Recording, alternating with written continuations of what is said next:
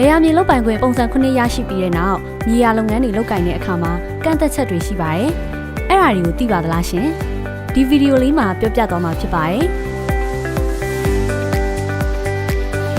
ပုံစံ9ရပြီးရင်မြေကိုကျမတို့ဆန္ဒရှိတဲ့အတိုင်းလုပ်ကိုင်လို့ရပါသလားရှင်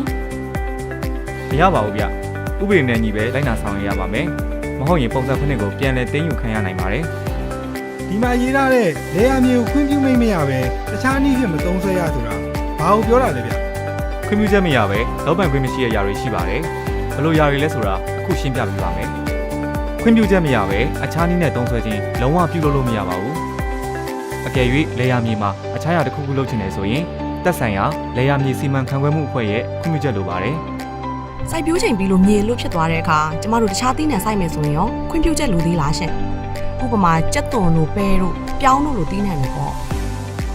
အဲ့ဒီလိုຢာသီးနှံတွေကရတယ်ဗျ။ခွင့်ပြုချက်ယူကြမလို့စိုက်ပျိုးချိန်နောက်တစ်ခါမတိုင်ခင်အထိစိုက်လို့ရပါတယ်။ရာဘာတို့တီယိုတို့လိုနှိရှိသီးနှံပင်တွေဆိုရင်တော့ခွင့်ပြုချက်လိုပါတယ်။နောက်တစ်ချက်ကခိုင်လုံတဲ့အကြောင်းပြချက်မရှိဘဲမြေကိုလှက်ထားလို့မရဘူးဗျ။ဥပမာမြေနေထားမကောင်းဘူး။ကောက်ပဲသီးနှံလည်းမဖြစ်ထွန်းလို့မြေကိုအခြားရွယ်ချက်တွေနဲ့အသုံးပြုနေတယ်ဆိုရင်ခွင့်ပြုချက်လိုပါတယ်။ဒီအကြောင်းကိုတော့ရက်ကွက်ဒါမှမဟုတ်ကြေးရွာလေယာမြေစီမံခန့်ခွဲမှုဖွဲ့မှတစ်ဆင့်မြို့နယ်လေယာမြေစီမံခန့်ခွဲမှုဖွဲ့ကိုတင်ပြဖို့လိုပါတယ်။ဒါပေမဲ့ဒီလိုမြေလှက်ထားတာကလည်းနှစ်နှစ်စတိုက်ဖြတ်ထားလို့မရပါဘူး။ဒီမှာရေးထားတဲ့လေယာမြေလုပ်ပိုင်ခွင့်ပုံစံ9မရခင်လို့မဟုတ်ပုံစံ9နဲ့ပတ်သက်ပြီးအငင်းပွားမှုဖြစ်နေတဲ့ကာလအတွင်းဆိုတာဘာလို့ဆိုလိုရလဲခင်ဗျ။အငင်းပွားမှုပုံစံဥပမာနှမျိုးရှင်းပြမယ်ဗျ။အမွေဝေစုမတက်လို့မောင်နှမအငင်းပွားတာမျိုးတငယ်ချင်းတယောက်ဆက်တူဝဲတဲ့လေယာမြေမှာတယောက်ကအဝေးရောက်နေလို့နောက်တယောက်နာမည်နဲ့ပဲပုံစံ9နဲ့ထောက်လိုက်တာမျိုးစသဖြင့်ပေါ့ဒီလိုငင်းပွားနေတဲ့ကာလမှာလေယာမြေကိုရောင်းချတာပေါင်နှံတာငှားရမ်းတာလဲလေတာပေးကမ်းတာဘာတစ်ခုမှလုပ်လို့မရပါဘူးဗျလေယာမြေလုပ်ပိုင်ခွင့်ပုံစံ9အားလုံးကိုဖြစ်စေ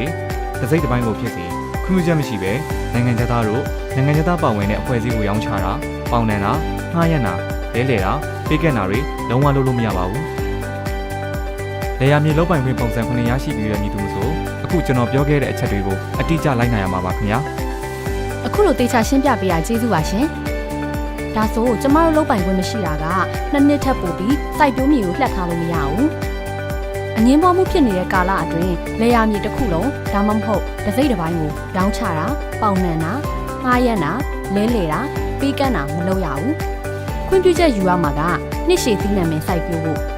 လေယာမြေကိုတခြားရည်ရွယ်ချက်နဲ့အသုံးပြုဖို့နဲ့နိုင်ငံခြားယင်းနှိမ့်နှံမှုအတွက်နော်ကျမတို့အနေနဲ့အခုလိုအချက်လက်တွေကိုသိထားတော့သတိထားရှောင်ကျဉ်လို့ရတာပေါ့ရှင်မိမိရဲ့လေယာမြေလုပ်ပိုင်ခွင့်မဆုံးရှုံးအောင်ဒီဗီဒီယိုလေးထဲမှာပြောပြသွားတဲ့ရှောင်ကျဉ်ရမယ့်အချက်တွေကိုအလေးထားလိုက်နာဖို့လိုအပ်ပါတယ်ဒီအချက်တွေကိုအရင်ကသတိပြုမိပါသလားရှင်ဒီဗီဒီယိုလေးကိုသဘောကျရဆိုရင် like နှိပ်ခဲ့ပေးပါနော်အကြံပြုချင်တာမေးမြန်းချင်တာရှိရင်လည်း comment မှာရေးပေးခဲ့လို့ရပါတယ်ဒီအကြောင်းကိုတခြားသူတွေပါသိနိုင်ဖို့အတွက်ဗီဒီယိုလေးကို share နိုင်ပါတယ်ရှင်